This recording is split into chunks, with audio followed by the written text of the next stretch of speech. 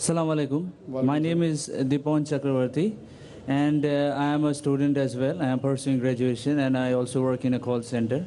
And my question is, why is it important for a woman to marry a third party if she wants to go back to her first husband after her first husband has given her talaq?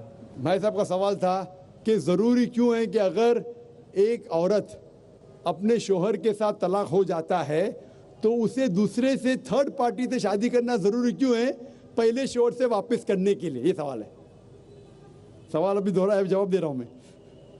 ये लोगों को गलत फहमी है कि अगर मियाँ बीवी का तलाक होता है और अगर वो फिर से शादी करना चाहते हैं, ये गलत फहमी है लोगों की कि उसको तीसरे से शादी करना फ़र्ज़ है।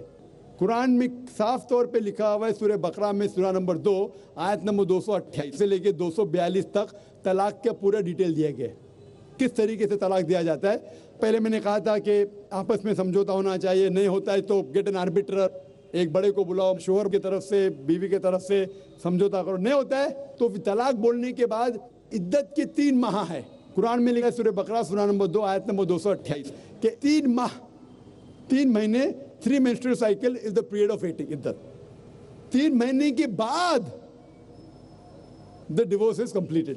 लेकिन 3 महीने के दरमियान अगर मियाँ बीवी वापस में रुजू होना चाहते तो हो सकते, तलाक नहीं होता है। लेकिन अगर 3 महीने तक रुजू नहीं होते और अलग हो जाते और 1 साल बाद उन्हें ख्याल आता है अरे हमने गलत किया, हम फिर से शादी करना चाहते, तो कुरान की आयत है सूरह बकरा सूरा नंबर 2 आयत number 232, do not prevent the women from marrying the former husband.